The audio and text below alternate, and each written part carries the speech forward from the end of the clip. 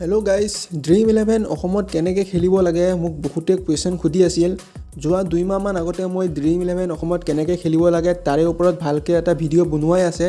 তথাপিও আজি এই ভিডিঅ'টোত মই ষ্টেপ বাই ষ্টেপ ভালকৈ তোমালোকক বুজাই দিম যে ড্ৰিম 11 অসমত খেলিবলৈ তোমালোকে কি কৰিব লাগিব। তোমালোকে স্ক্ৰীনত দেখি আছা যে মই ড্ৰিম 11ত কণ্টেষ্ট লগোৱা আছে, মানে মই ড্ৰিম 11টো অসমত খেলি আছোঁ। তোমালোকৰ ফাৰ্ষ্ট কাম হৈছে তোমালোকে নিজৰ ড্ৰিম 11 এপ্লিকেশ্যনটো আনইনষ্টল কৰি দিয়া। তাৰ পাছত তোমালোকে প্লে ষ্ট'ৰৰ পৰা এটা এপ ডাউনলোড কৰিবা। এপটোৰ নাম হৈছে GPS এমুলেটাৰ। এপটো ডাউনলোড কৰাৰ পাছত তোমালোকে নিজৰ মোবাইল ছেটিংছত যাবা। তাৰ পাছত তোমালোকে চাৰ্চ কৰিবা এবাউট ফোন বুলি চাৰ্চ কৰাৰ পাছত তোমালোকে ভাৰ্জনত ক্লিক কৰিবা। তাৰ পাছত বিল্ড নম্বৰত 6-7 বাৰমান একেৰাহে ক্লিক কৰিবা।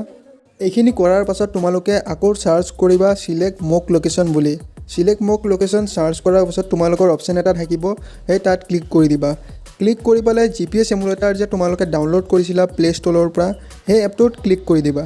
তাৰ পাছত তোমালোকে GPS এমুলেটাৰ এপটো অন কৰিবা। অন কৰি পেলাই তোমালোকে ড্ৰিম 11 খেলিব পৰা এখন ষ্টেট চাৰ্চ কৰিবা। চাৰ্চ কৰাৰ লগে লগে তোমালোকক সেই জেগাটোৰ লোকেশ্যনলৈকে লৈ যাব। তাৰপিছত তোমালোকে লোকেশ্যন বাটনটো ক্লিক কৰি দিবা। এতিয়া তোমালোকক মই ড্ৰিম 11ত পইচা এড কৰা দেখাই দিম। তোমালোকে স্ক্ৰীনত চাব পাৰা মই এড মানিত ক্লিক কৰিছোঁ আৰু 5 টকা এটা এড কৰি তোমালোকক দেখাম। স্ক্ৰীনটো ক'লা হৈ গৈছে কাৰণ মই এতিয়া যিহেতু বেংকৰ লগত কানেক্ট আছে সেইকাৰণে স্ক্ৰীনটো অলপ ক'লা হৈ গৈছে।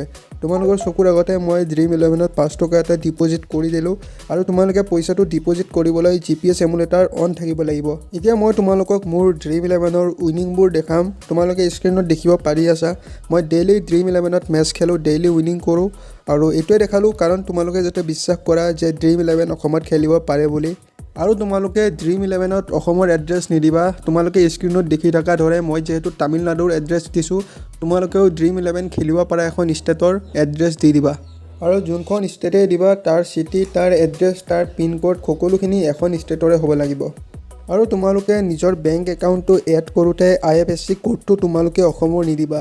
যোনখন ষ্টেটৰে তোমালোকে এড্ৰেছ দিছা সেইখন ষ্টেটৰে তোমালোকে IFSC কোডটো দি দিবা। IFSC কোড ওলাবলৈ তোমালোকে যোনখন ষ্টেটৰে ওলাবা সেইখন ষ্টেটৰ IFSC কোডটো লিখি যি বেংক আছে সেই বেংকৰ নামটো লিখি দিবা। স্ক্ৰীনত দেখা দৰে তোমালোকৰ যদি ইণ্ডিয়ান বেংক, SBI যি বেংকে আছে লাষ্টত বেংকৰ নামটো লিখি দিবা। তাৰপিছত তোমালোকৰ IFSC কোডবোৰ আহি যাব। এইখিনিয়ে কৰিব লাগে আৰু বেছি একো কৰিব নালাগে। এই কামখিনি কৰাৰ পাছত তোমালোকে ড্ৰিম 11 অসমত 100% খেলিবলৈ পাৰিবা। যদি ভিডিঅ'টো চাই ভালকৈ বুজি পোৱা নাই তে আকৌ এবাৰ চাই লোৱা আৰু কিবা যদি কুৱেশ্যন আছে তেনেহ'লে মোক কমেণ্ট কৰা, মই তোমালোকৰ কমেণ্টৰ এনচাৰ নিশ্চয় দিম।